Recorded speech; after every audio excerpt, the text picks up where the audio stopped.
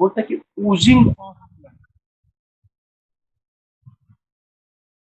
oozing of blood from the rupture या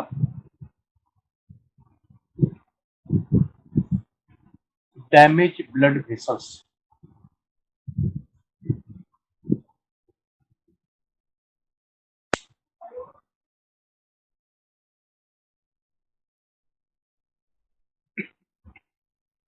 हालांकि हमने जब लोग पैथोलॉजी में पढ़े हैं, पैथोलॉजी में जो पढ़े थे हम लोग पैथोलॉजिकल दृष्टिकोण से पढ़े थे, और यहाँ जो हेमरेज पढ़ रहे हैं वो सर्जिकल दृष्टिकोण से। दोनों में काफी डिफरेंस है, लेकिन डेफिनेशन तो नहीं चेंज होगा। डेफिनेशन तो वही कहेगा। क्या कह रहा है? ऊजिंग ऑफ ब्लड, ये मान लेते हैं टिश्यू सरफेस है,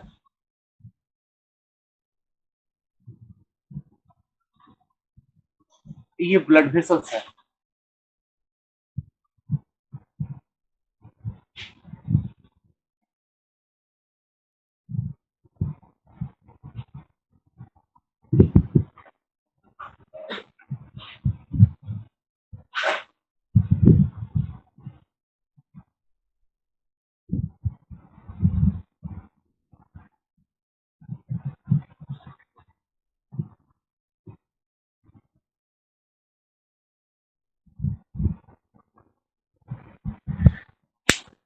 ये ब्लड वेसल से मेन ब्लड वेसल से इसके ब्रांचेज यानी री ब्रांचेज होते हुए चले जा रहे हैं।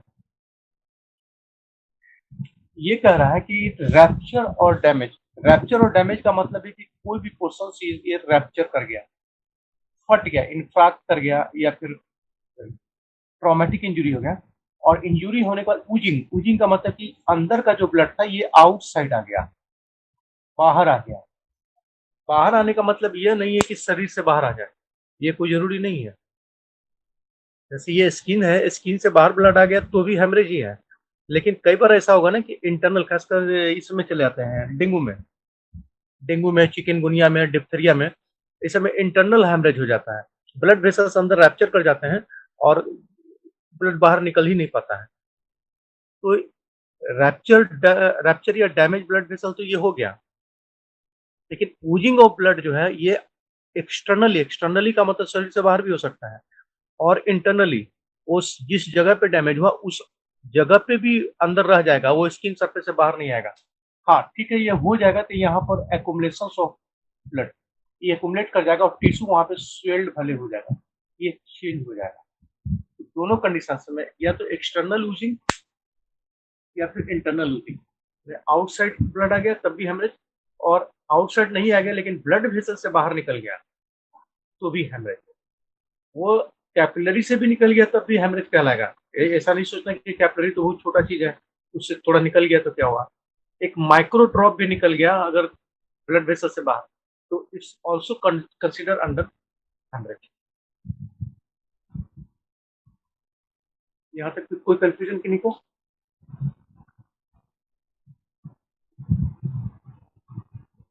क्लासिफिकेशन पे चलेंगे, क्लासिफिकेशन बड़ी लंबा है।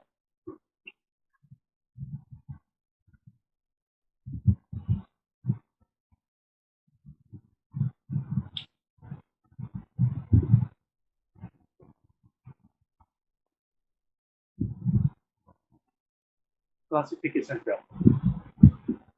पहला,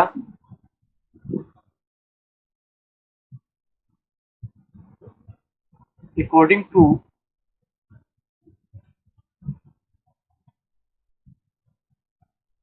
based on the source of bleeding।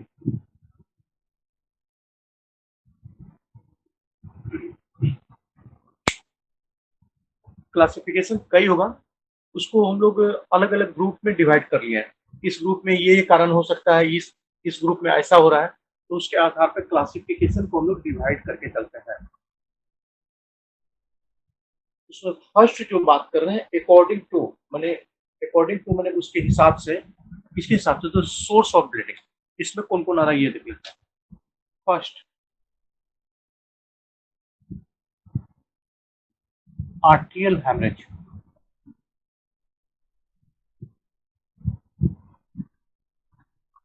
इसका ये जो है इसका पहला पॉइंट आर्टेरियल हैमरेज। ठीक है, अगर आर्टरी से ब्लड निकल कर बाहर आ जाएगा तो ये ब्राइट कलर का होगा। पहचानेंगे कैसे? तो ये ब्राइट कलर का होगा। सेकेंड,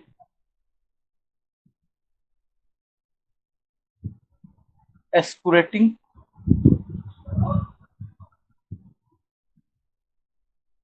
लाइक कीट along with पल्स। एक कलर की बात करते हैं तो ब्राइट रेड, एकदम चमकता हुआ लाल, एकदम बिल्कुल साफ, क्योंकि ऑक्सीजनेटेड ब्लड है, एकदम प्योर, एकदम रेड और चमकता हुआ ब्लड होगा। सेकेंड बात कर रहा है, पहले नीचे से ऊपर कर, स्क्रेटिंग लाइक जेट अलोंग पल्स।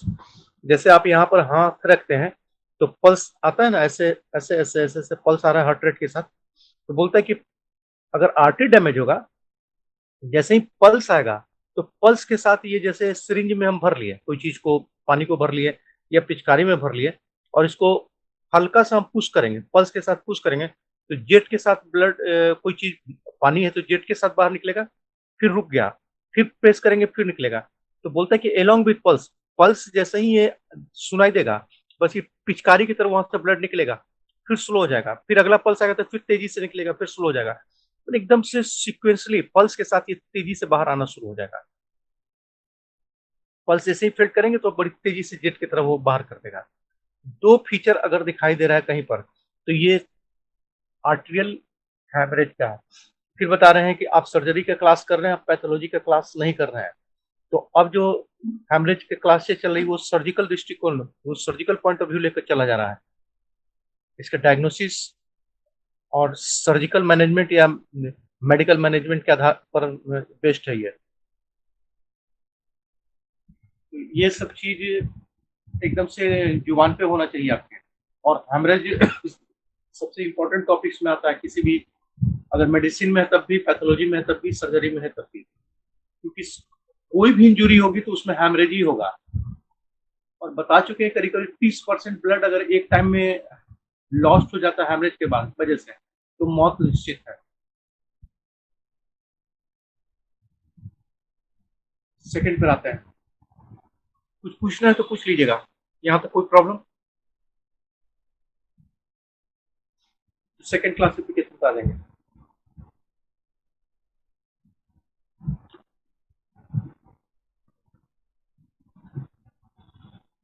इसका दूसरा वेनस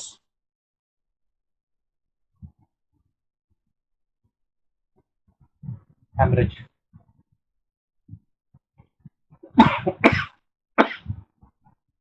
अगर वेनस हेमरेज होगा तो कलर जो होगा ना डार्क रेड हो जाएगा। डार्क रेड इसलिए हो जाएगा, ये कार्बन, ऑक्सीजन की जगह इसमें कार्बन डाइऑक्साइड जुड़ गया, वेन से ब्लड लौट रहा है।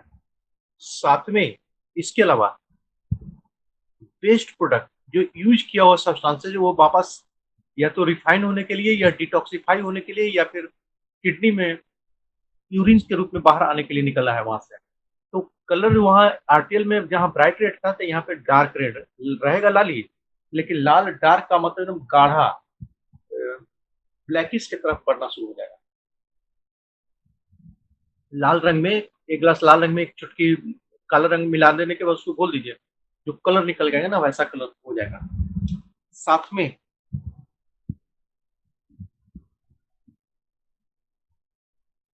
स्टीटी कॉन्टिन्यूअस, वहां पल्स आधारित था, पल्स के साथ ये जेट के साथ निकलता था फिर रुकता था, जेट के साथ निकलता था रुकता, मतलब पल्स आता था और बड़ी तेजी से निकलता था फिर रुकता था। लेकिन यहाँ स्टीडी एकदम एक समानांतर निकल रहा था, एक स्पीड से लगातार एक कंटिन्यूअस निकलता हुआ चला जाएगा, क्योंकि वेन में ऐसा कोई पल्स होता नहीं है, इसलिए ब्लड जहां से निकलेगा तो कंटिन्यूअस एक स्पीडी, एक नॉर्मल स्पीड बनाकर वहां से निकलता हुआ चला जाएगा लगातार, इसमें कोई चेंजिंग नहीं आएगा आपको।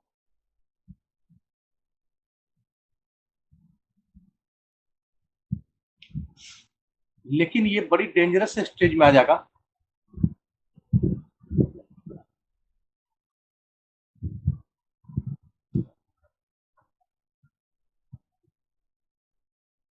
बहुत डेंजरस स्टेज में कब? तो फीमोरल वेन्स डैमेज हो जाए, जान जाने की खतरा, जैसे गोली वगैरह लग जाता है, जांग पैर में गोली मार दिया गया या तलवार से काट दिया गया, तो ज्यादातर फीमोरल वेन डैमेज होता है। और यही लॉस ऑफ ब्लड, मतलब excessive amount of blood loss, उसी की वजह से मौत होती है, गोली लगने से मौत नहीं होती है। फीमोरल वेन्स में अगर हो गया तो ये जानलेवा साबित हो जाएगा। ट्यूबुलर वेन,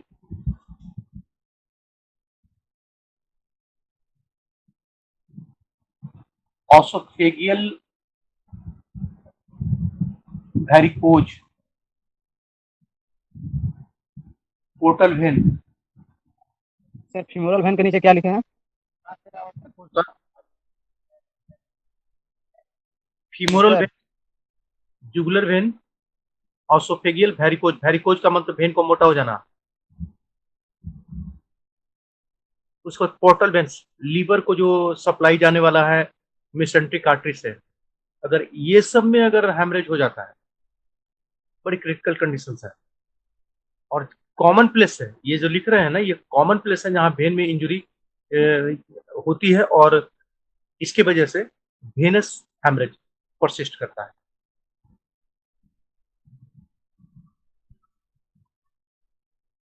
लेकिन थोड़ा सा एक चेंज और करना पड़ेगा। ये मिटा रहे हैं, हम मिटा दें। अभी हम बात किए थे जस्ट ठीक पहले आर्टिकल में कि इसमें ब्लड ब्राइट रेड हो जाएगा, इसमें डार्क रेड होगा। अभी जस्ट खत्म ही किए इस बात को। लेकिन अगर ये पल्मोनरी आर्टरी और पल्मोनरी वेन का कहानी हो जाए, तो अगर पल्मोनरी आर्टरी में हो गया हैमरेज, तो उल्टा हो जाएगा, यहाँ पे डार्क रेड हो जाएगा, जबकि आर्टरी में वहां होना चाहिए था ब्राइट रेड, तो यहाँ डार्क रेड हो जाएगा। लेकिन वही अगर पल्मोनरी वेन में हो जाएगा हैमरेज, तो यहाँ पे ब्राइट रेड हो जाएगा। समझ में आ रही है बात? ऊपर बताते हैं कि आर्टरी में जब भी हैमरेज होगा तो ब्राइट रेड होगा, लेकिन यहाँ हम बता रहे हैं कि अगर पल्मोनरी आर्टरी में डैमेज होगा तो ये डार्क रेड होगा। कारण एनीवन? अरवाज? हेलो। हाँ हाँ sir, Arwaz. Pulmonary artery deoxygenated blood को कैरी करता है। बस हो गया कि हेलो। ये पल्मोनरी आर्टरी डीऑक्सीजनेटेड ब्लड ले जा रहा है, जबकि हमारा पल्मोनरी वेन्स ऑक्सीजनेटेड ब्लड लेकर जा रहा है।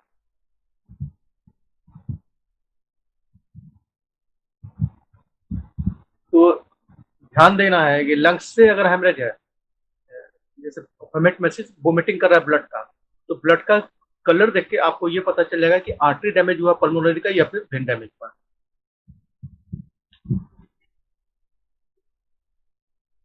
तीसरा,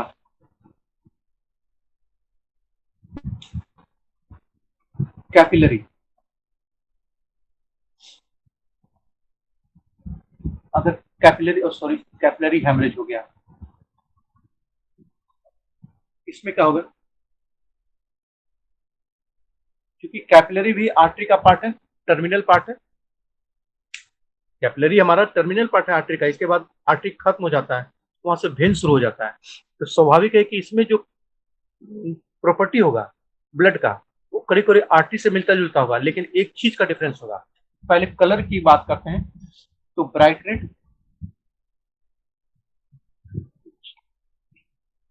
जैसे आर्टरी में था वैसे ही ब्राइट रेड ही दिखाई देगा, लेकिन ये कॉन्टिन्यूअस टाइप का होगा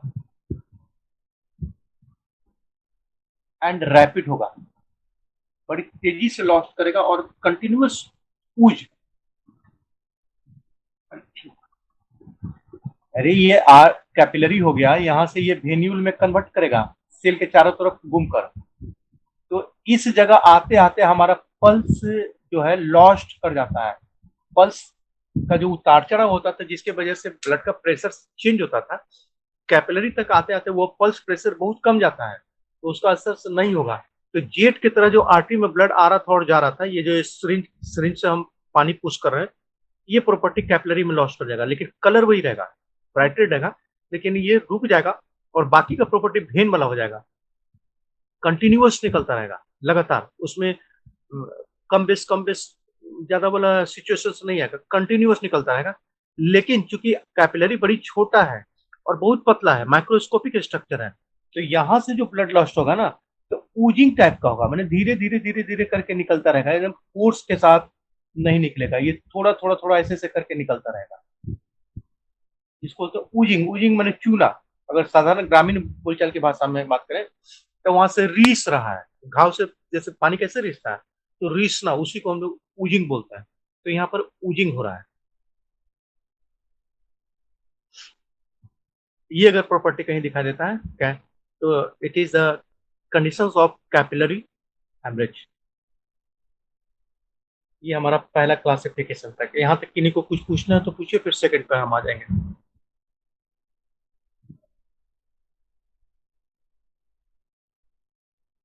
एनी क्वेश्चंस यहाँ तक? हेलो। हाँ हाँ सर, बोल रहे हैं कि सबसे कॉमन कौन सा है हेमरेज? ये कैसे कर सकते हो?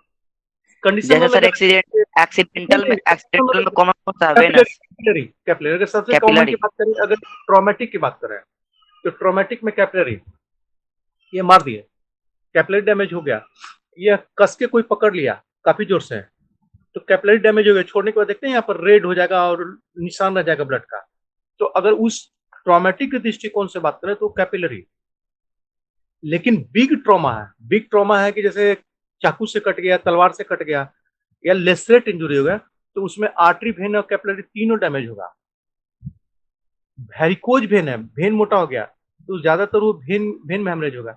इसे ये नहीं कर सकते कि कौन कॉमन है, कंडीशन देना पड़ेगा, इस कंडीशन में कौन सा हेमरेज कॉमन है, आपको कंडीशन पहले बताना होगा। लेकिन अगर एक लाइन में बात करना है कि तीनों में कौन कॉमन है, तो कैपिलरी सबसे ज्यादा डैमेज होता है। ये रिस्ट है, हम ऐसे करके मूवमेंट कर दिए, हो गया, इसमें कई कैपिलरी अंदर में डैमेज हो गया, लेकिन ऊजिंग हुआ, ये फिर थोड़ी देर में जैसे ही मूवमेंट छोड़े, धीरे धीरे धीरे वहां पर कोलेटरल सर्कुलेशन मेंटेन हो गया और हीलिंग प्रोसेस शुरू हो गया, माने इतना ही मूवमेंट में कैपिलरी बहुत सारा डैमेज हो चुका है। तभी ना घुटना में धीरे धीरे डैमेज होता है, बाद में ऑस्टियोआर्थराइटिस में कन्वर्ट करेगा 40-50 साल की उम्र में।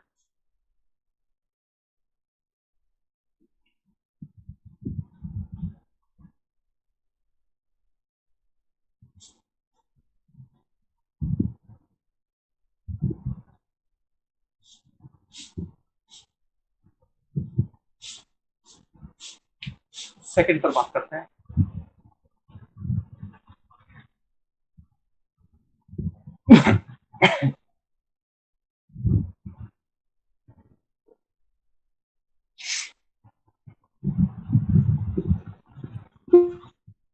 ऊपर क्या लिखे हैं सर, बोल दीजिए।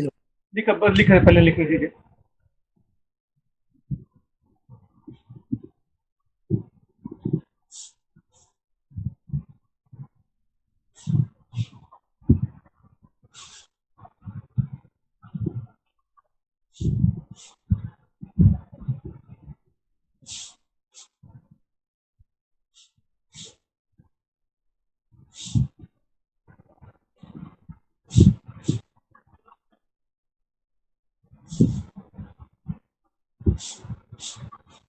ये क्या कह रहा है,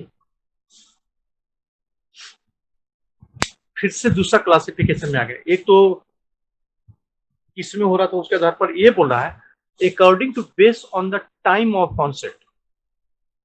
ये जो आधारित है, समय आधारित ब्लीडिंग है, टाइम्स कब, तो वो in relation to operative procedure, कोई सर्जरी की जा रही है, किसी भी तरह का सर्जरी चल रहा है, तो सर्जरी से जुड़ा हुआ सर्जरी के टाइम पर, या सर्जरी के दौरान, या सर्जरी के तुरंत बाद, या सर्जरी के 12 से 24 घंटा के बाद, या सर्जरी के 24-48 घंटा, या सर्जरी के 12 दिन के बाद जब हेमरेज हो जा रहा है उस जगह पे, ये उसी के आधार पर क्लासिफिकेशन किया गया है।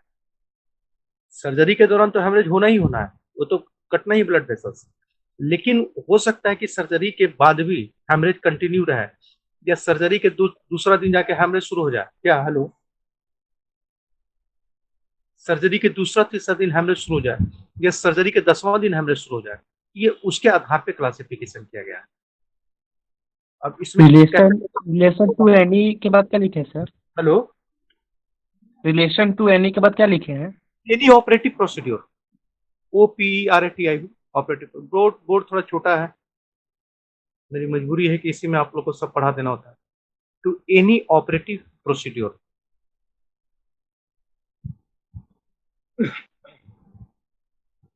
इसके आधार पर कितना भाग में डिवाइडेड है? पहला हिस्सा, ये हमारा सेकंड बेस्ट हो गया। इसमें प्राइमरी हैमरेज,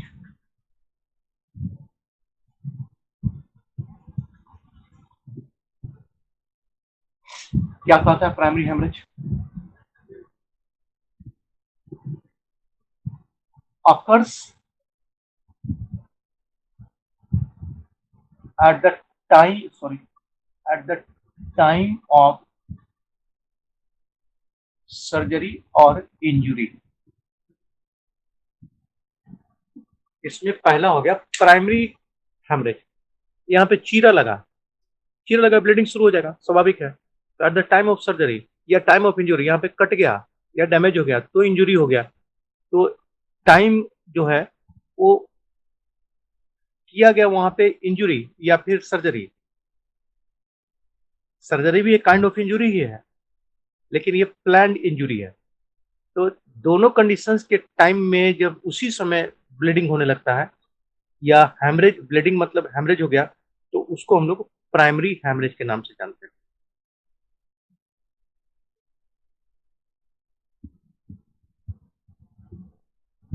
मिटा रहे, इसका सेकेंड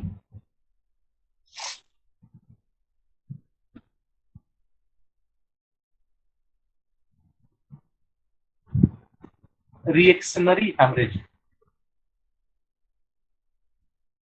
सेकेंड हो गया reactionary, occurs within 24 hours of surgery and hemorrhage।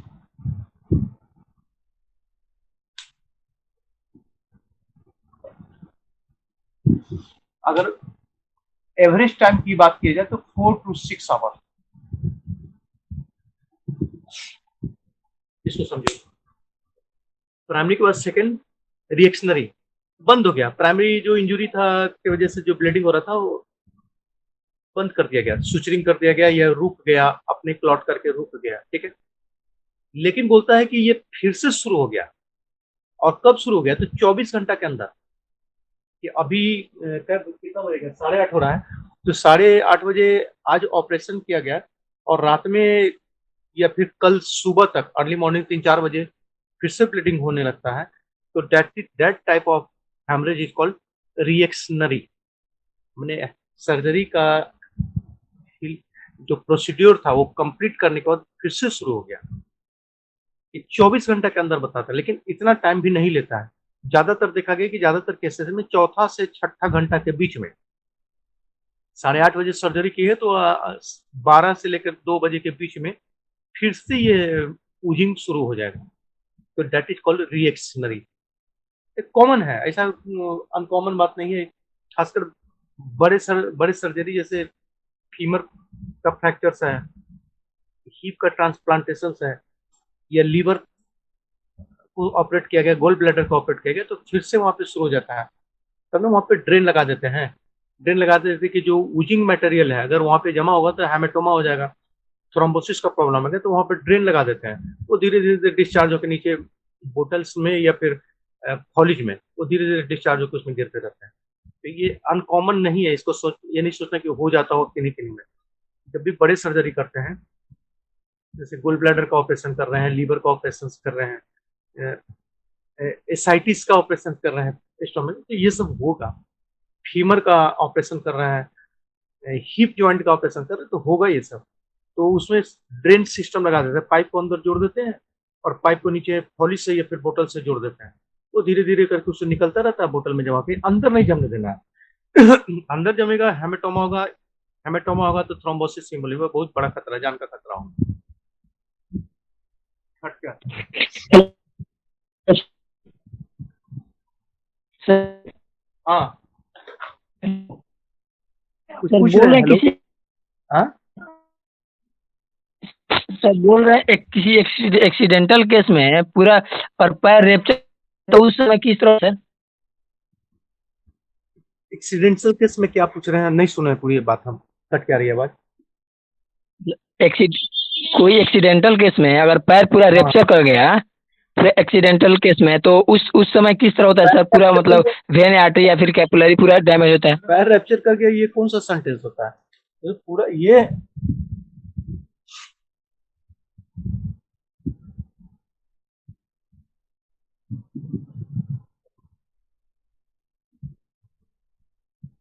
पूरा रैप्चर होगा कभी बताइए आप ही इसके अंदर बोन है आप बताइएगा ना कि कहाँ रैप्चर हो रहा है बोन में हो रहा है सॉफ्ट टिश्यू में हो रहा है लेसरेट इंजुरी है वो ना बताइएगा मेडिकली बात कीजिए आपकी बात समझ रहे हैं हो सकता है कि आप कह रहे हैं कि ये लेसरेट कर गया है ये इतना जो डैमेज हो गया ये पूरा नहीं सर, यही ना पूरा डैमेज हो गया सर। पूरा डैमेज में कैसे ये पूरा सर पूरा तो एम्पुटेशन हो जाएगा यस सर, ये तो पूरा एम्पुटेशन हो जाएगा तब नहीं सर, ये थोड़ी बचा पाइएगा एम्पुटेशन करना होगा उतना नहीं ब्लड सर, लॉस होगा कि बहुत हो जाएगी पूरा तो नीचे सर जो बोन है ना, बोन पूरा डैमेज हो गया है हाँ सर। और जो थोड़ा थोड़ा टिश्यू बचा हुआ है बस। अभी बोलते हैं कुछ अभी बोल रहे हैं बोन पर आ गए वही तो पूछ रहे हैं कि आपको बताना होगा ना कि कहाँ की इंजुरी की बात कर रहे हैं आप सब में अलग अलग चीज हो जाएगा एक चीज कॉमन कुछ मेडिकल में नहीं होता परफेक्टनेस होती है अब बोलिए बोन में इसी में ना yes sir. Okay multiple fracture कर देते हैं उससे ज्यादा तो नहीं कुछ होगा ये पूरा का पूरा टूट गया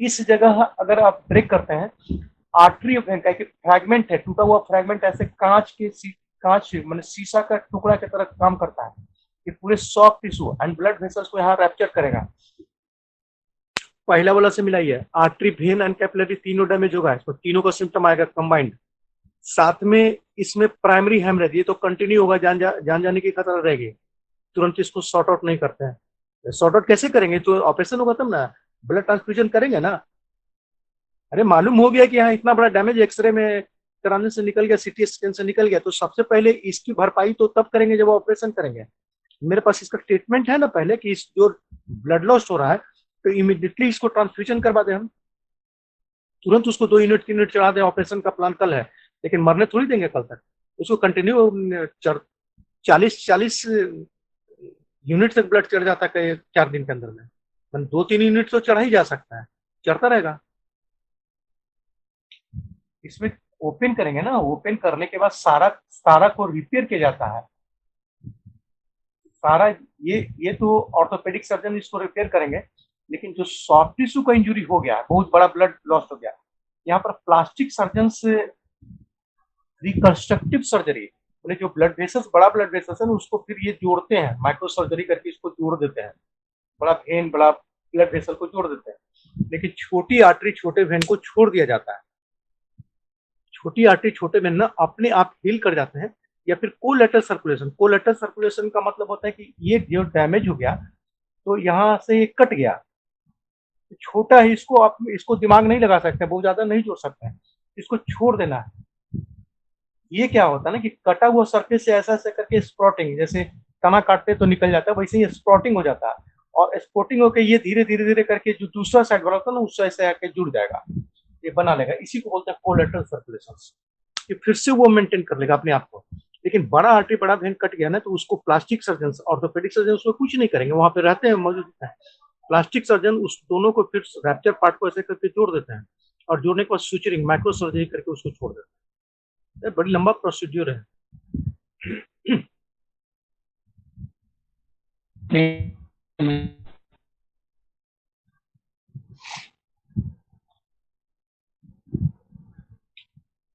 तीसरा में आता है इसका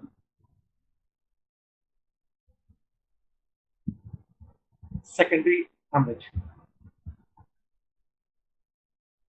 It occurs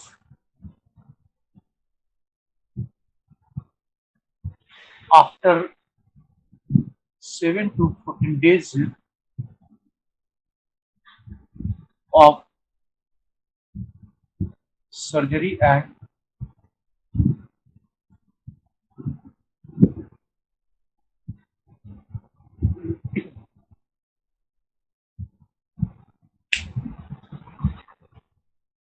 ये तीसरा पार्ट आ गया इसका।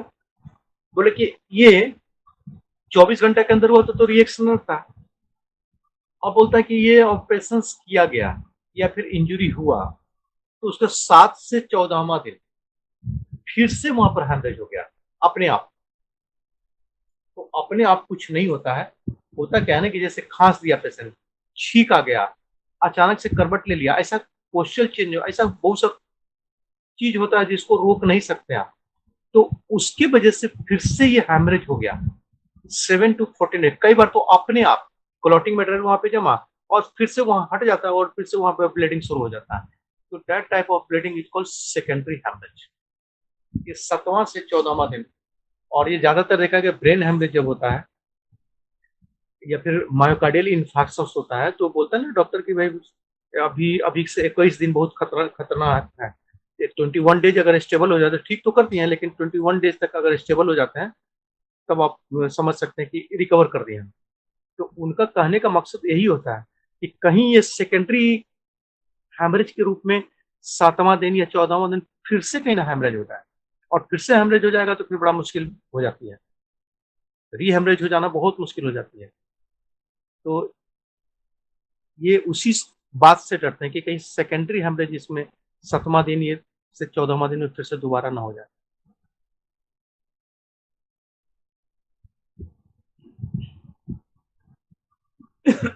ये दूसरा वाला खत्म हुआ, तीसरा पर आएंगे।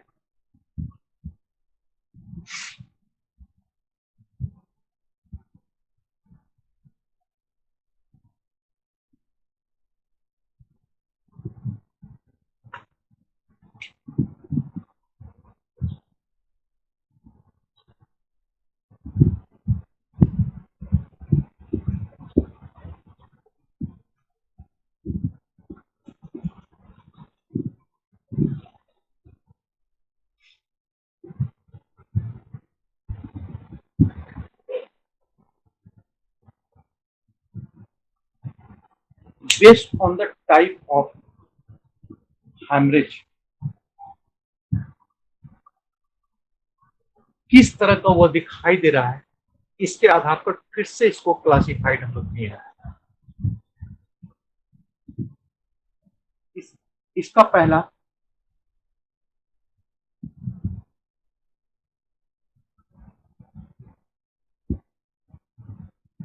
Revealed haemorrhage.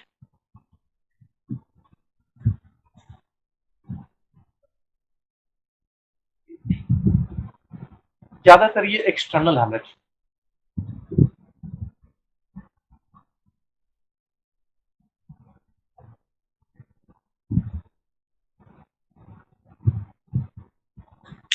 External haemorrhage skin surface, जिस जगह पे हैमरेज हुआ उस सरफेस एरिया को परफोरेट करके ये बाहर आ गया है।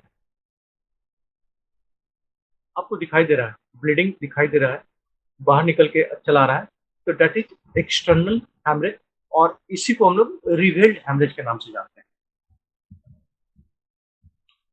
सेकेंड,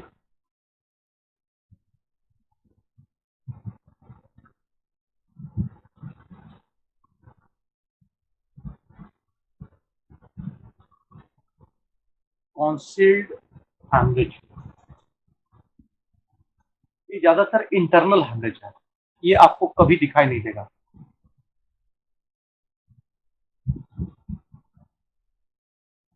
जैसे एक्सटर्नल था ठीक उल्टा, इंटरनल हैमरेज अंदर हो गया, ये ब्लीडिंग आपको कभी नजर नहीं आएगा और अगर आएगा भी तो ये दूसरे रूप में सामने आएगा। आप डायग्नोसिस प्रोसेस से ही इसको समझ सकते हैं। इसमें किस किस कंडीशन में आता है? लीवर हैमरेज या लीवर इंजरी, लीवर इंजर कर गया, कभी ब्लीडिंग आपको दिखाई नहीं देगा, अंदर में होता हुआ चला जाएगा। स्प्लीन इंजरी,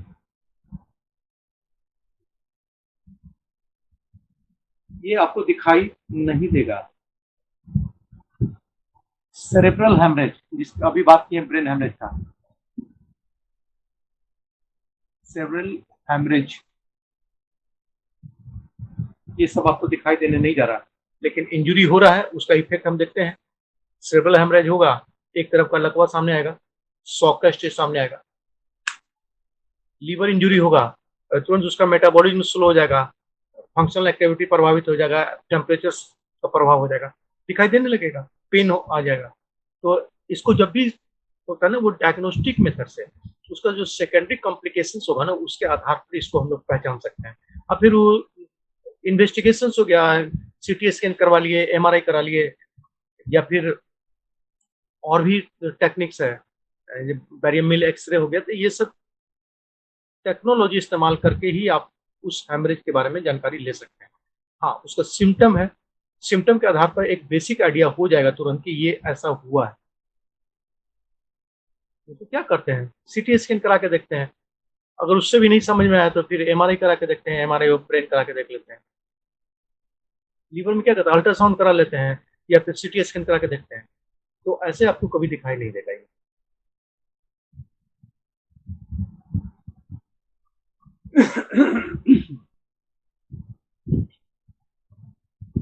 इसका तीसरा आते हैं,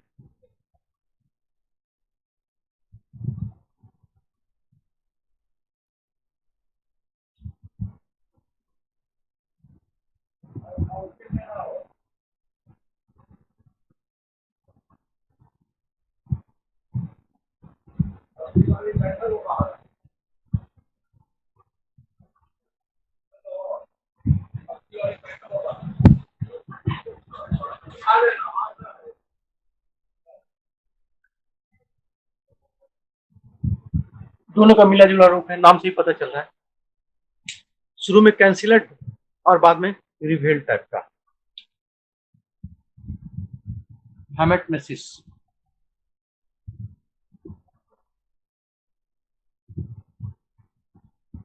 मेलिना। सर तीसरा नंबर फिर से पढ़ दीजिएगा एक बार। हेमेट्यूरिया। हेलो सर, हाँ, तीसरा नंबर फिर से एक बार पढ़ दीजिएगा खाली। क्या बोल रहे हैं? तीसरा नंबर एक बार पढ़ दीजिए तो, तीसरा नंबर।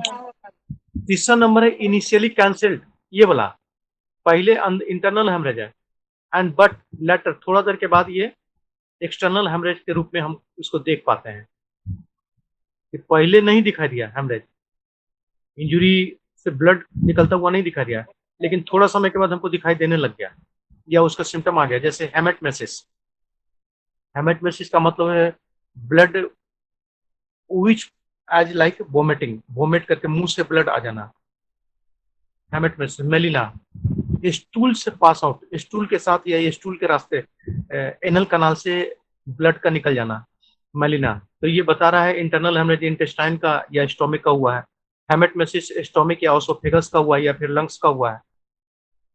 हेमेट्यूरिया, किडनी में अगर कोई डैमेज हो गया है, हम कैपिलरी वगैरह, तो यूरिन से ब्लड बाहर आने लगेगा या पेशाब के रास्ते से ब्लड आने लगेगा। तो ये सब अंदर इंटरनल हेमरेज है, माने कैंसलेट टाइप का, लेकिन ये बाहर से भी दिखाई देगा, दूसरे जगह से निकलता हुआ आपको दिखाई देगा, लंग से थोड़ी निकलता हुआ दिखा रहा है। हेमेटमेसिस में वो वोमिटिंग के रूप में ब्लड बाहर आ रहा है।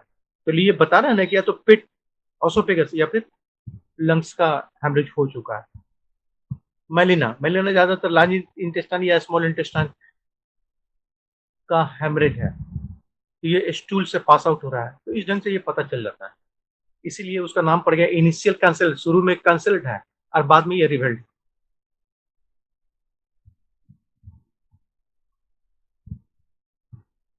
चौथा पे आते हैं,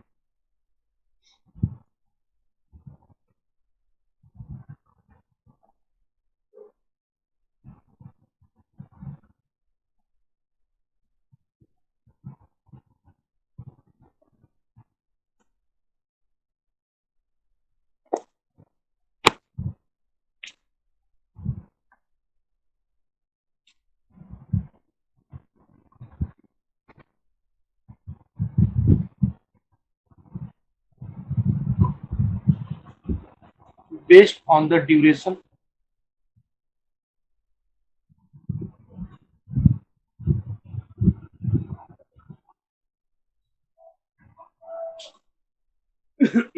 based on the durations of hemorrhage. इसमें पहला acute hemorrhage,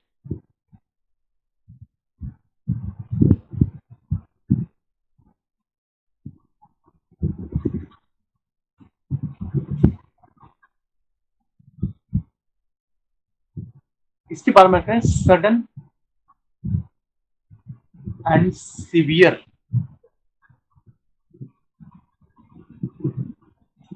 hemorrhage just at a time of injury. Injury में ट्रॉमा सर्जरी दोनों आ जाता है, trauma and surgery.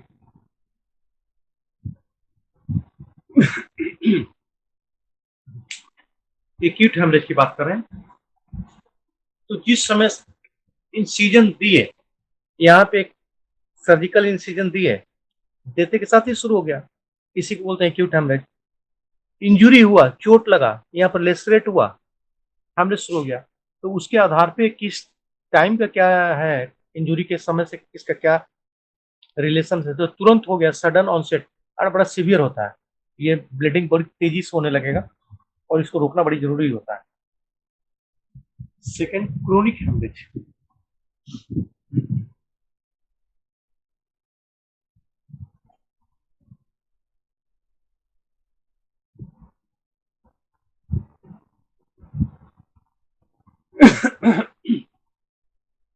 Chronic haemorrhage की बात करें तो रिपीटेड ब्लीडिंग,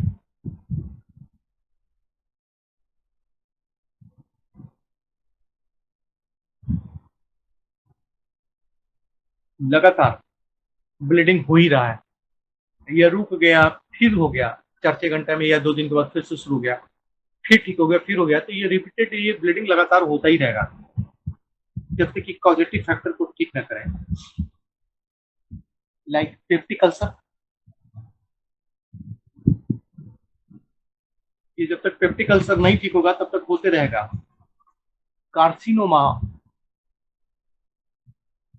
कैंसरेशंस है, तो उसमें कैंसरेशंस में आशा नहीं रख सकते ठीक होने का तब तक कि जब तक कि कैंसर का फुल ट्रीटमेंट आप नहीं दे देते हैं, या जो क्यूरेटिव ट्रीटमेंट है जब तक नहीं दे देते हैं, तो that bleeding is called chronic bleeding. ये लगातार चलता रहेगा, रिपीटेड, रुक गया फिर होगा, फिर रुकेगा फिर होगा, ऐसा चलता रहेगा। तीसरा, इसका तीसरा बात करते हैं,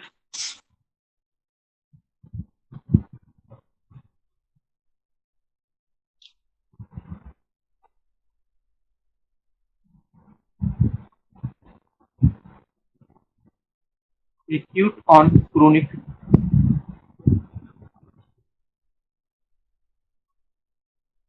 hemorrhage।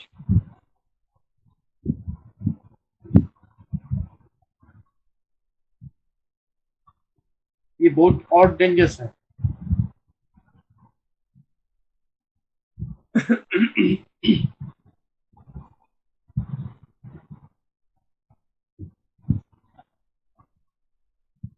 इनिशियली ब्लीड, फिर स्टॉप,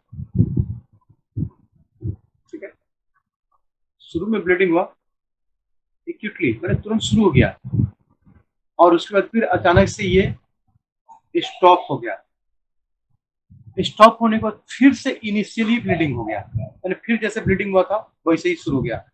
खासकर ये हाइपोक्सिक कंडीशंस, हाइपोक्सिक में ऑक्सीजन की बहुत ज्यादा कमी हो गई, खासकर हैंग, फांसी कोई लगा रहा है, गर्दन दाब के मार रहा है, या फिर सीवियर निमोनिया हो गया और उसमें जान जाने के ठीक पहले ऑक्सीजन कंसंट्रेशन घट गया, 10% आ गया, 25% आ गया, तो ऐसा कंडीशन में ये ब्लीडिंग एक्यूट टाइप का होगा, और अगर जैसे ही क्योर करते हैं ना फिर थोड़ी देर के बाद शुरू हो जाएगा अगर हाइपोक्सिक कंडीशन डेवलप करते हैं, तो that type of bleeding is called acute on chronic haemorrhage.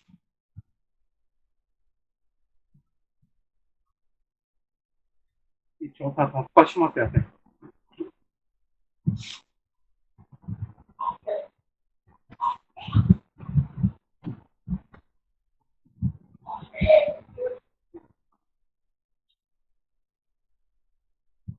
Fifth, based on the possible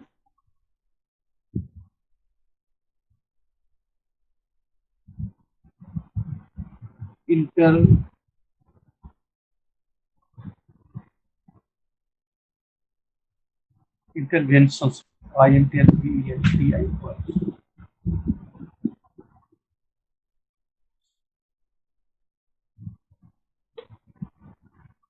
ये क्या कहता है? इंटरवेंशन का मतलब छेड़छाड़। जब तक छेड़छाड़ नहीं किया गया तब तक ये हेमरेज नहीं हुआ। छेड़ा गया उसके आधार पर क्या क्या हो सकता है हेमरेज। इसका पहला, सर्जिकल हेमरेज।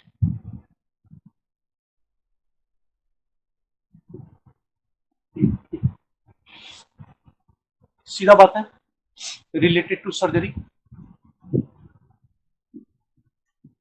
सर्जरी होगा, ब्लीडिंग होगा, सर्जिकल हेमरेज। दूसरा, नॉन सर्जिकल।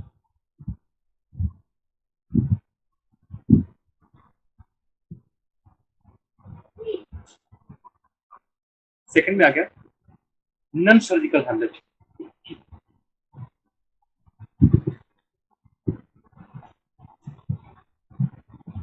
ड्यू टू कोगुलेशंस,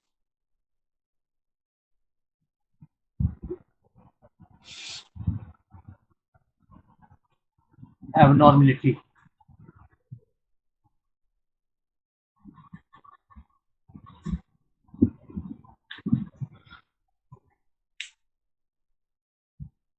इसमें इनसाइड कहीं पर कोगुलेशंस है, हेमरेज हुआ, कोगुलेट हो गया, और कोगुलेट होने के बाद सर्जरी से अपने आप हो गया, कोई भी वजह से कोगुलेशन अंदर में है, और कोगुलेट होने के बाद वो रैप्चर कर गया कोगुलेटिंग मटेरियल, और वहां से फिर से ब्लीडिंग शुरू हो गया। तो सर्जरी नहीं किया गया यहाँ पर, लेकिन अपने आप हो गया, कोई इंसिडेंस नहीं क्रिएट किया गया, तो they are non surgical haemorrhage. खासकर कोगुलेशन से जुड़ा होता है।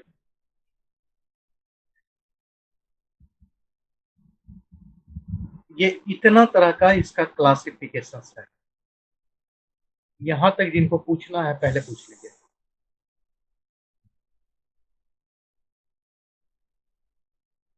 पांच अलग अलग कैटेगरीज में डिवाइड किया गया, और उन पांचों कैटेगरी को भी अलग अलग डिफरेंट क्लासिफिकेशंस में या सब क्लासिफिकेशन में डिवाइड किया गया। उसके अनुसार से जोड़ेंगे तो करीब करीब 14 से 15 टाइप का हेमरेज हम लोग देखते हैं टोटल। अगर टोटल को मिलाएंगे, जितना हम लिखे हैं बात अगर मिलाएंगे, तो 20 ये करीब 14 to 15 टाइप्स ऑफ हेमरेज हम लोग देखते हैं।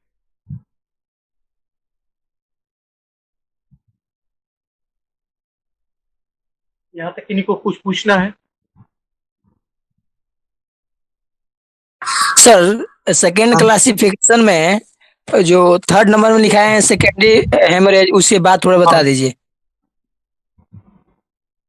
कौन सा क्लासिफिकेशन का हमको तो ध्यान में नहीं है।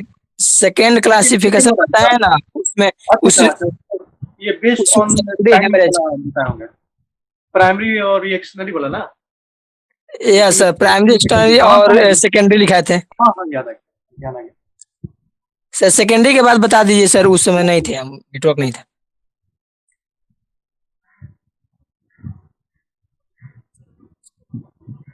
सेकेंडरी हेमरेज यही ना पूछ रहे हैं। ये बोलता है कि कहीं पे हेमरेज हुआ, माने तो ये ब्रेन ही है, थोड़ी देर के लिए यही मान के चलते हैं लोग, ये ब्रेन है, इस जगह पे हेमरेज हो गया, ये हेमरेजिक प्लेस है।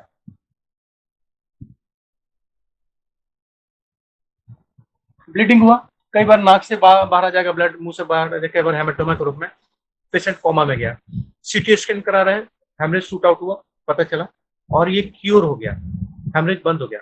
तो सिम्टम है लेकिन हेमरेज खत्म हो गया यहाँ पे, ठीक है। लेकिन कुछ दिन नहीं, मतलब करीब 7 to 14 डेज, 7 से 14 दिन बाद फिर से दोबारा ये हेमरेज हो गया इसी जगह पे, और हेमरेज हो गया फिर से यहाँ पे ब्लीडिंग शुरू हो गया। लेकिन टाइम ड्यूरेशन कम से कम 7 से 14 दिन का गैप होना चाहिए। आज हेमरेज किसी को हुआ तो 7वां दिन, 8वां दिन, 9वां दिन या 14वां दिन, ऐसा करके अगर फिर से दोबारा उसी जगह से हेमरेज हो जाता है, इसी को हम लोग सेकेंडरी हेमरेज के नाम से जानते हैं। आप थोड़ा-सा वेट कीजिए, फिर उसके बाद इसको लिखा देते हैं, तब इसका आगे का क्लिनिकल फीचर्स, ट्रीटमेंट, ये सब।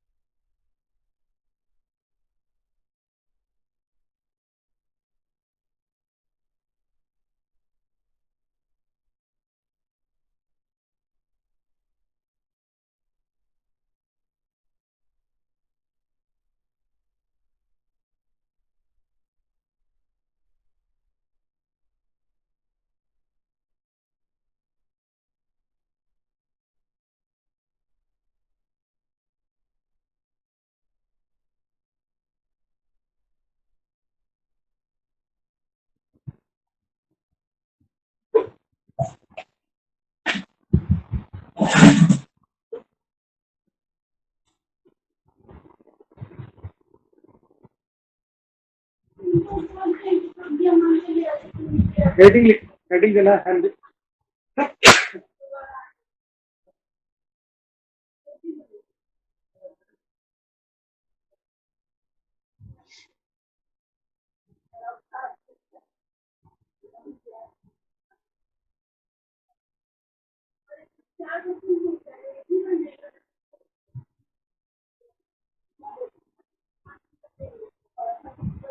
देखिए, hemorrhage is the hello. hemorrhage is the escape of blood. Hemorrhage is the Escape, ESCAP, escape of blood.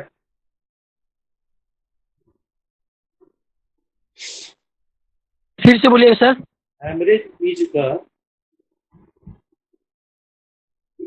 escape sir hello, of blood. आवाज नहीं आ रही clear sir. Hello. Hemorrhage is the, आ रही है? Hello हाँ sir. Sir, slow आ रहा है sir.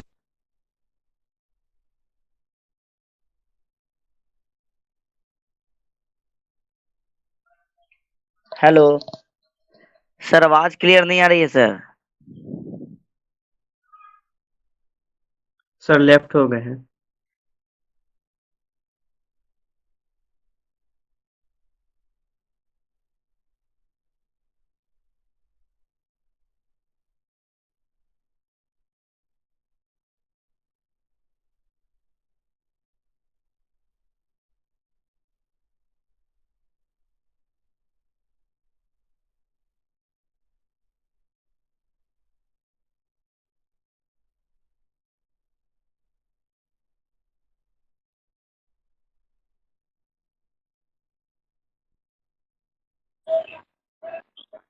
Hello, आ रही है आवाज? हेलो, हाँ सर। यस सर आ रही है। आ रहा है सर। हाँ, चलिए लिखिए। Hemorrhage is the escape of blood.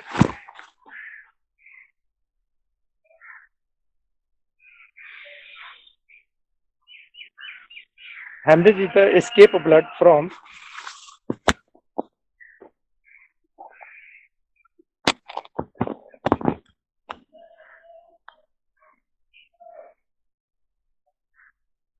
escape of blood from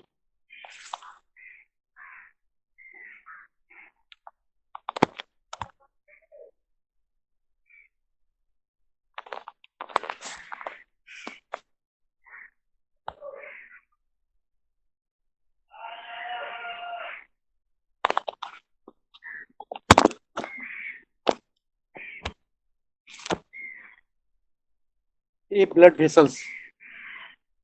Escape of blood from a blood vessels.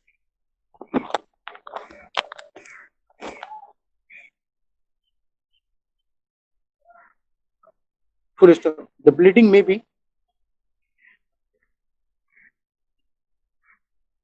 the bleeding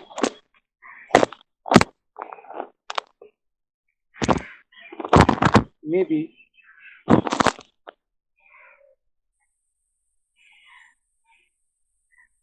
occur externally, sir क्या बोले the bleeding?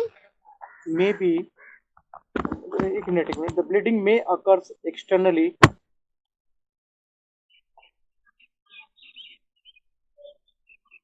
the bleeding may occurs externally or internally.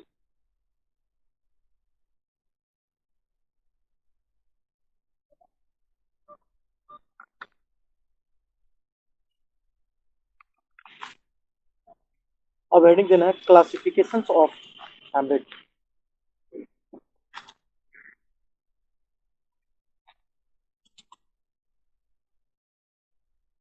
Classification of hemorrhage.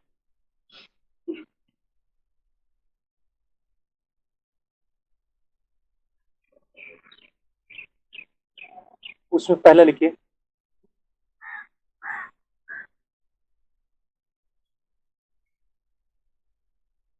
based on the source of bleeding. Based on the source of bleeding.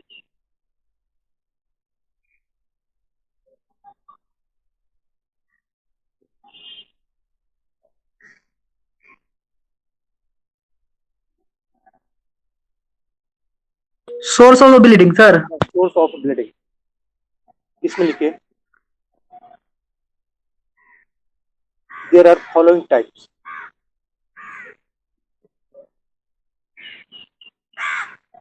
There are following types.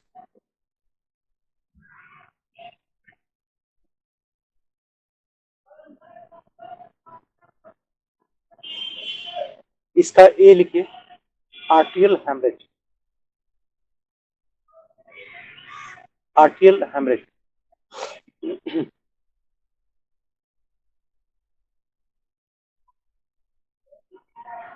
Sir क्या बोले फिर से repeat कीजिएगा. There are following type के बाद.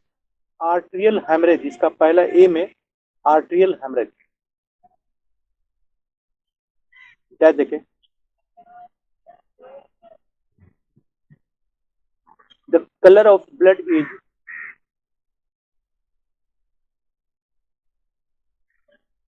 the color of blood is bright red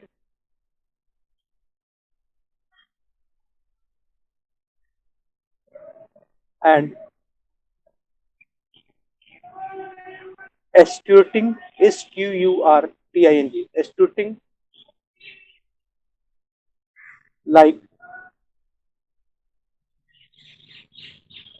estuting like jet. क्या सर? Squirting squirting squirting like jet jet.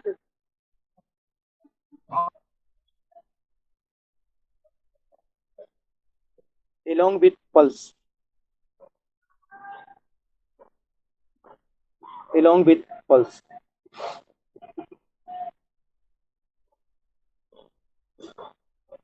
B में लिखिए venous haemorrhage.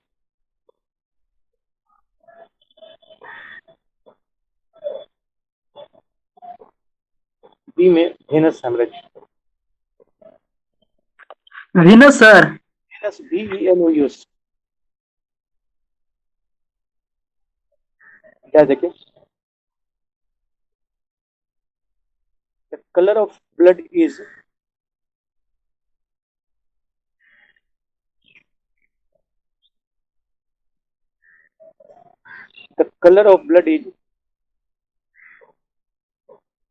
dark red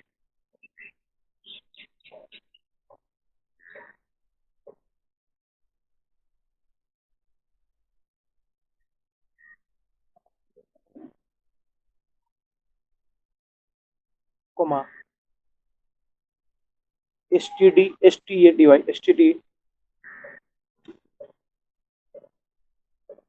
and continuous flow.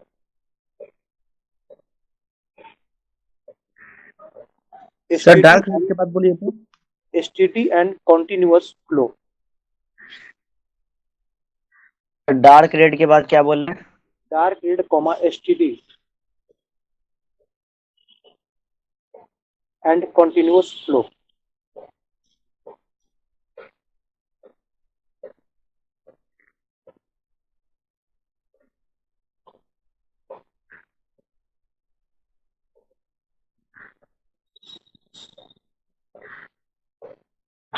Continuous flow के बाद क्या बोल रहे हैं Continuous flow comma देखिए blood loss may be severe.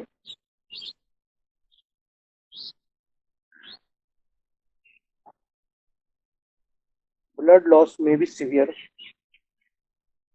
and rapid.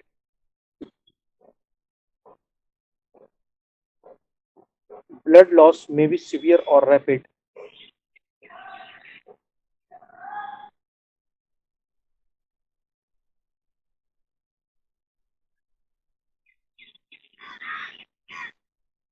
May be severe or rapid when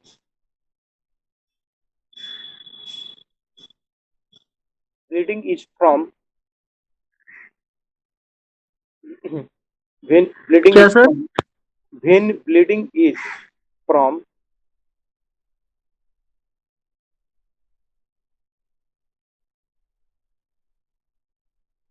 femoral vein,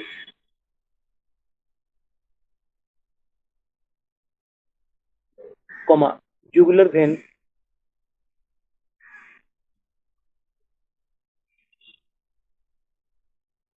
and other major vein,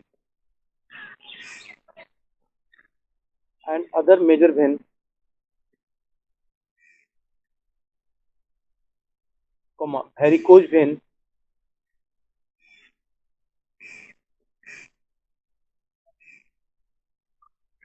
comma, portal vein,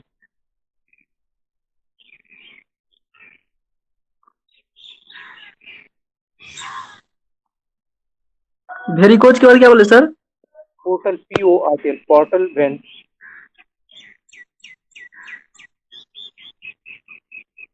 esophageal vein,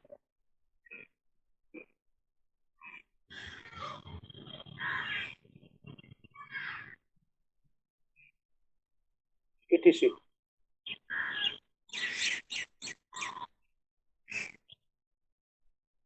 etc.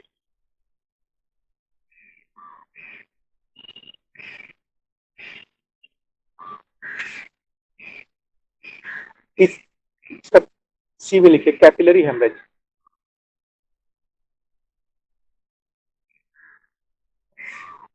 सी में capillary haemorrhage,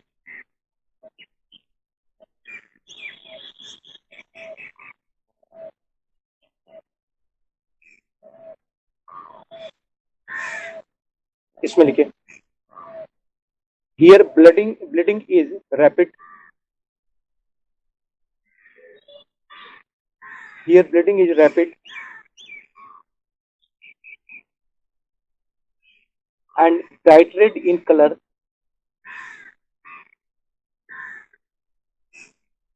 here bleeding is rapid and bright red in color,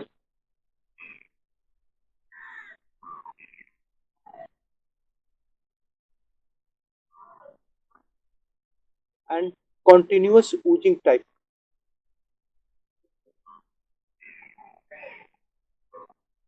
and continuous oozing type.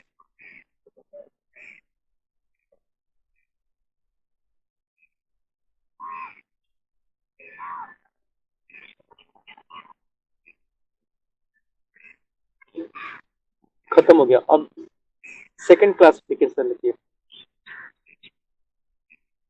Based on the time of onset,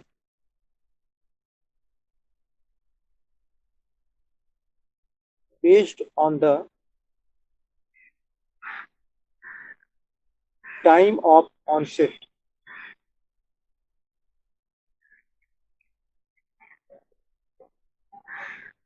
based on the time of onset of bleeding। दूसरा में sir? हाँ दूसरा लिखा रहा है ना, वो तो खत्म हो, तीन तीन ही था ना। सेकंड में based on the time of onset of bleeding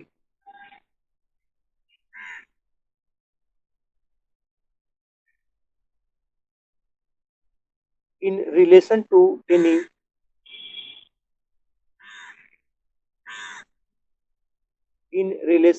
any operative procedure, sir फिर से बोलिएगा sir. based on the time of onset of bleeding in relation to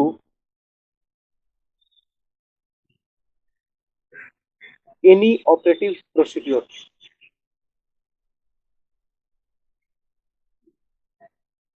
any operative procedure। क्या जगह? There are following types,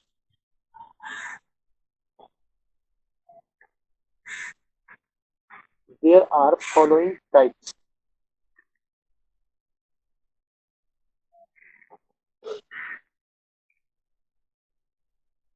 इसका A में लिखिए, primary haemorrhage,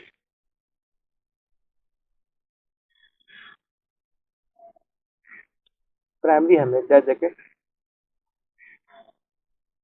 occurs at the time of injury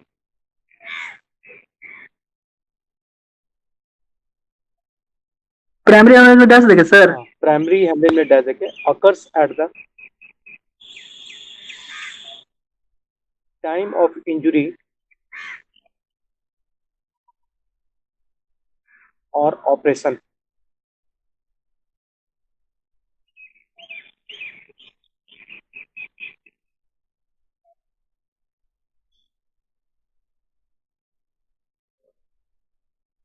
D में लिखिए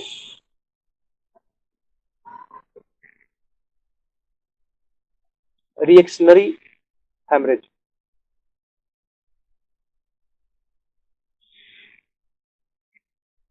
रिएक्शनरी सर हेमरेज क्या sir spelling कर दीजिएगा। डी में reactionary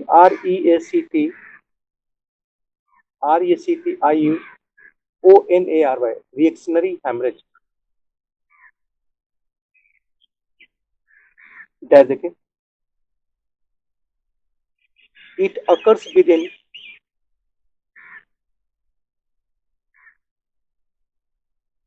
it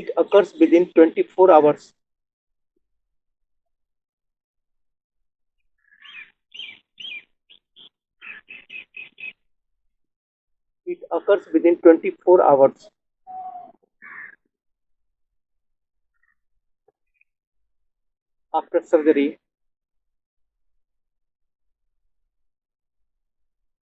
after surgery or after injury.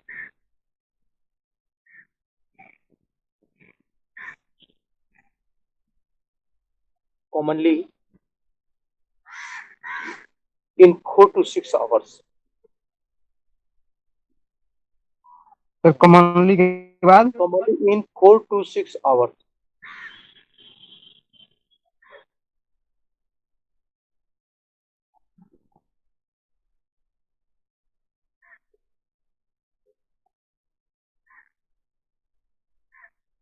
सी में आइए सेकेंडरी हेमरेज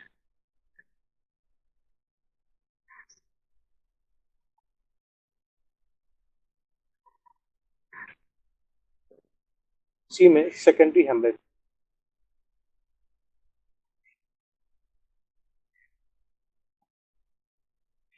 इसमें डर देखें it occurs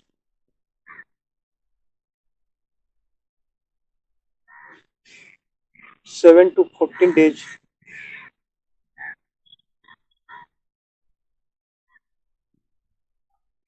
it occurs 7 to 14 days after surgery.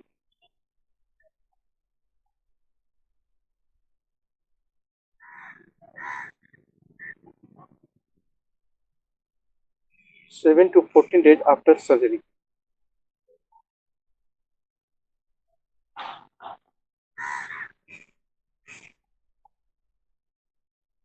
खत्म हो गया अब तीसरा क्लासिफिकेशन में ये थर्ड क्लासिफिकेशन देखे based on the type of hemorrhage based on the type of hemorrhage sir क्या बोले तीसरा टॉपिक? तीसरा में based on the type of hemorrhage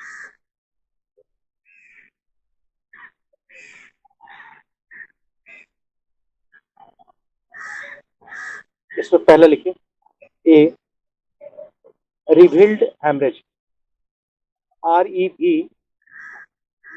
REVEALED revealed hemorrhage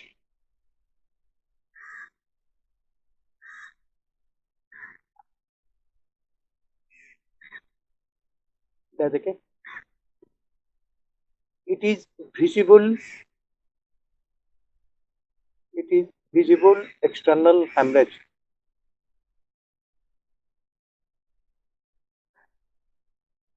it is visible external hemorrhage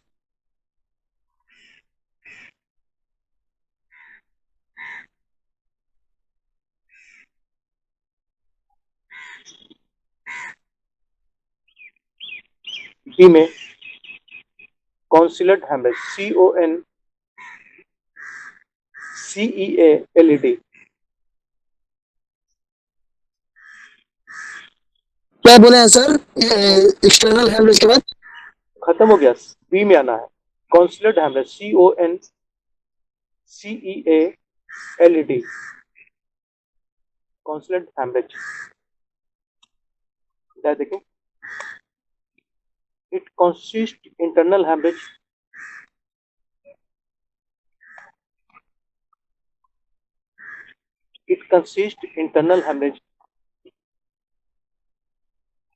like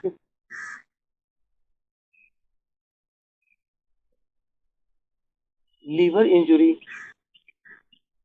like liver injury,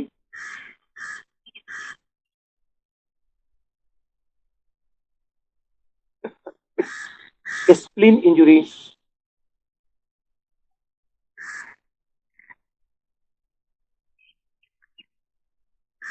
fractures, femur, fracture femur, comma, ectopic gestations, fracture के बाद sir fracture, comma देके ectopic, ECTOPIC, ectopic gestation, GESTATION, gestations rupture, ectopic gestations rupture,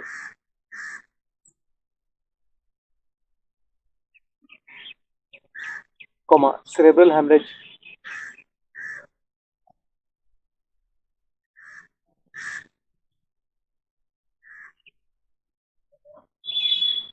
cerebral hemorrhage,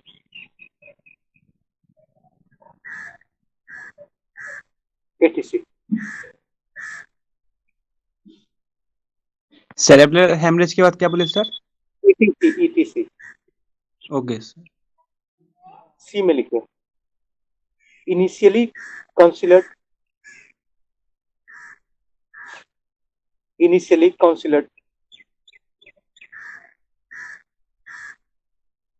but later revealed,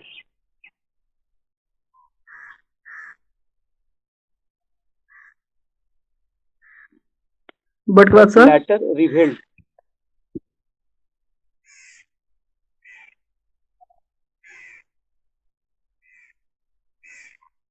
repeat कीजिए तो sir. initially considered but later revealed,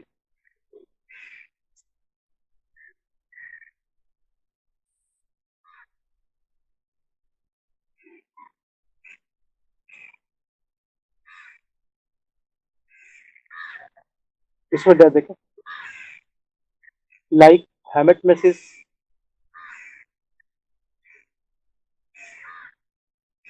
हेमेटमेसिस,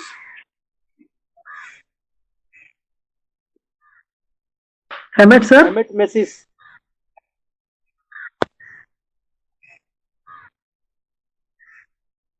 comma, melaena,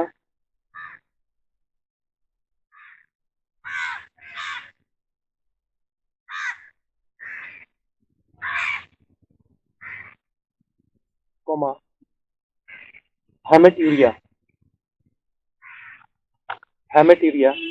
etc.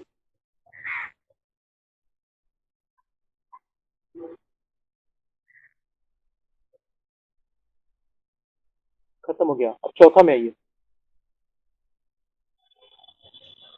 Based on the duration of haemorrhage,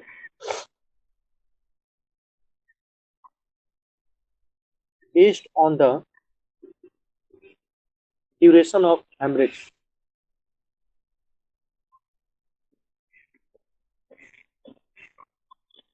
इसमें लिखे, there are following types,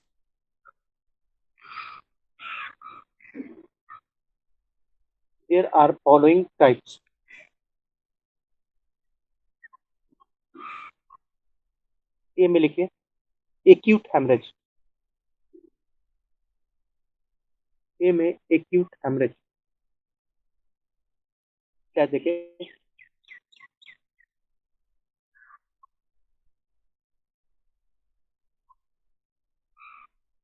It is sudden severe hemorrhage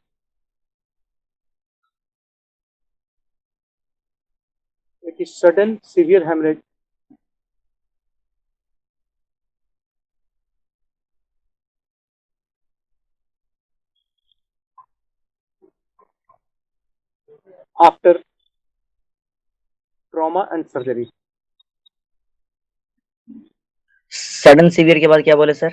Severe hemorrhage after trauma and surgery.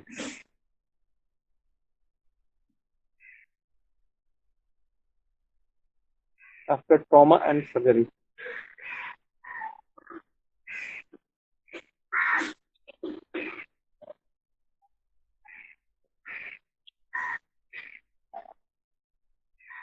B में लिखे chronic haemorrhage.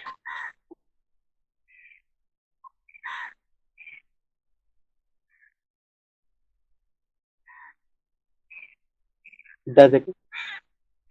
It is chronic repeated bleeding. Chronic repeated bleeding for a long period.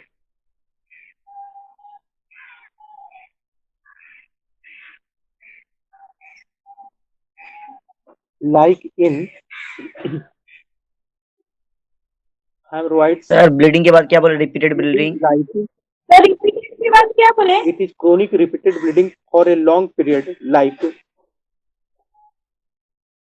in hemorrhoids. Sir, like in Hemorrhoids.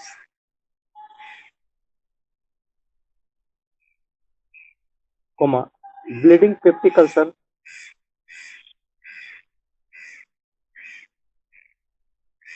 Bleeding peptic ulcer.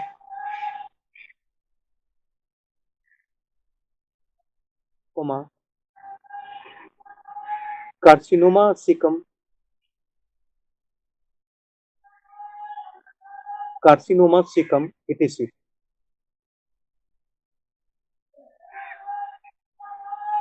Carcinoma cecum, etc.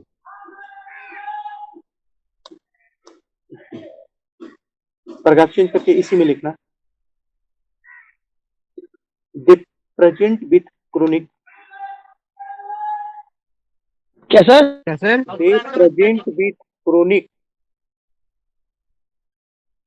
anemia. Sir repeat कीजिए फिर. They sir फिर से repeat कीजिएगा. Paragraph change करके they present with chronic anemia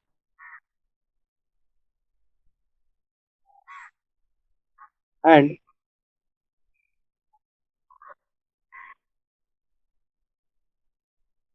cardiac failure. And cardiac failure. Full stop.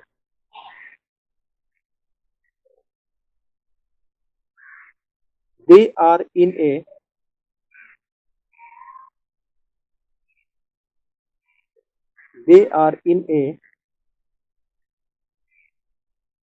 state of chronic hypoxia. They are in a state of chronic hypoxia.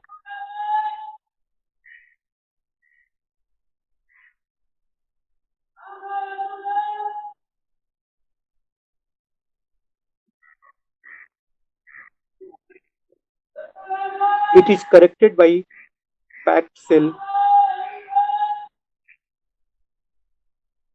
Sir chronic hypoxia के बाद Chronic hypoxia. Sir. Chronic hypoxia. Full stop. It is correlated by packed cell.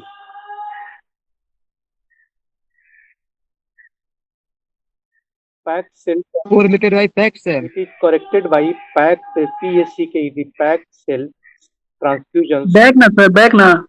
PACKED packed. Pack. हाँ pack में E D लगा दीजिए. Packed cell transfusions, packed cell transfusion, packed cell transfusion,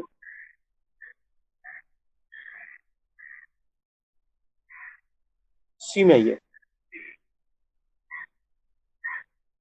C में acute on chronic hemorrhage, acute on chronic hemorrhage,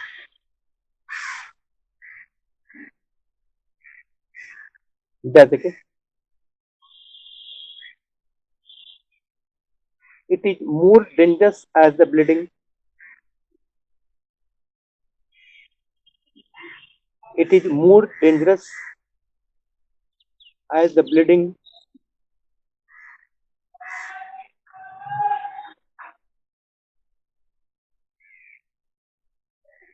occurs in individuals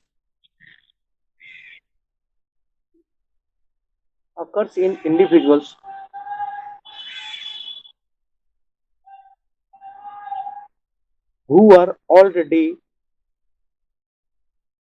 hypoxics, who are hypoxics,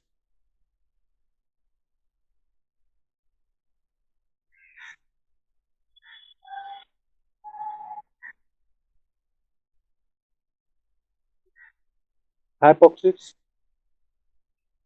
may get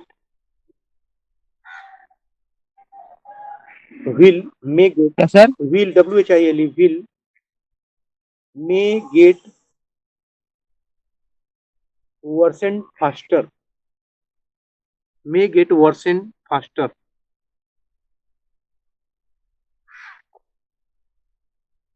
may gate के बाद क्या बोले sir? worsen WORSENED worsen faster, faster sir, hello sir, हाँ हाँ faster,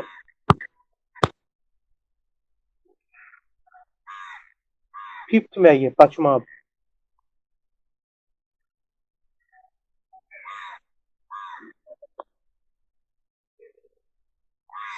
पांचवा में लिखिए, बेस्ड ऑन द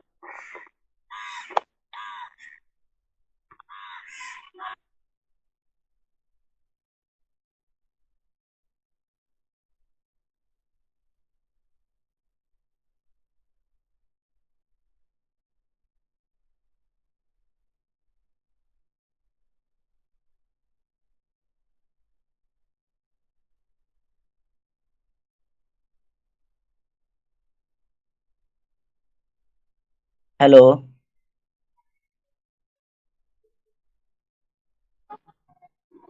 सर का माइक ऑफ है।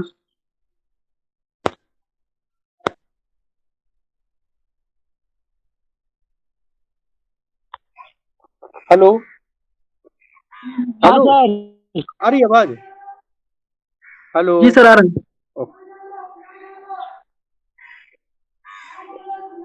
क्या लिखा रहे थे? बेस्ड, हाँ पांचवा में, based on the possible interventions,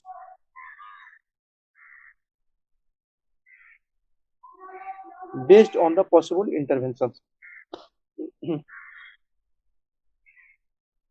इसमें पहला सर्जिकल हेमरेज,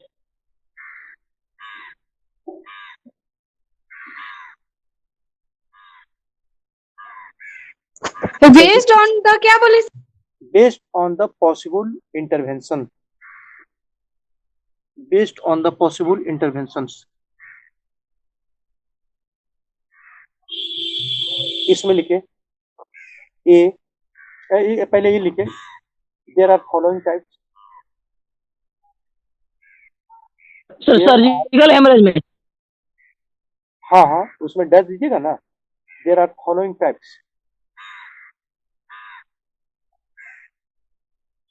अब ए लिखिए, इसके अंदर में कौन कौन है, ए में लिखे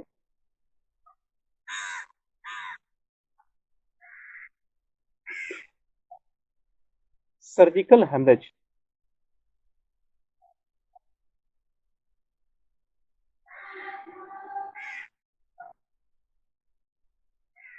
डैश देखे,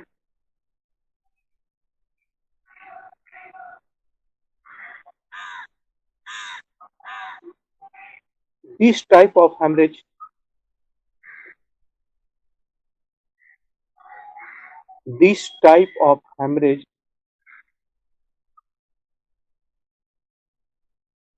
can be corrected by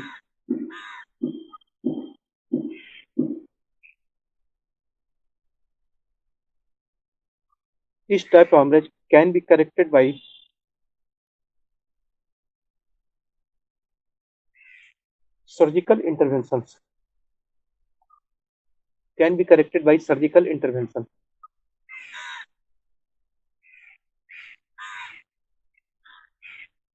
B में लिखे non surgical haemorrhage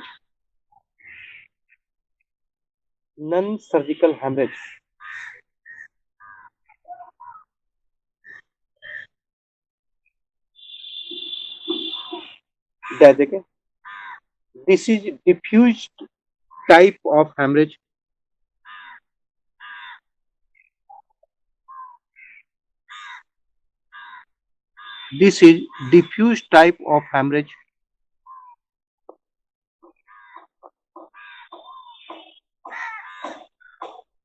occurs due to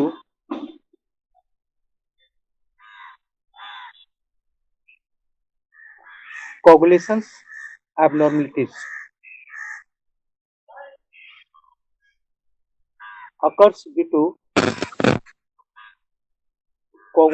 abnormalities.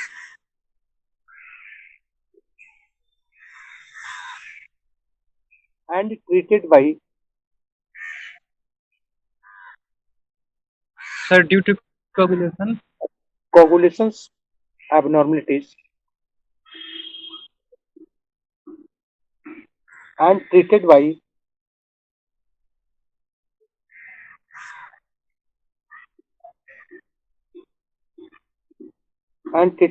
a specific method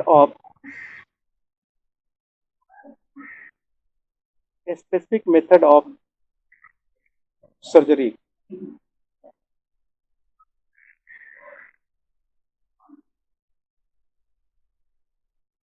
A specific method of surgery.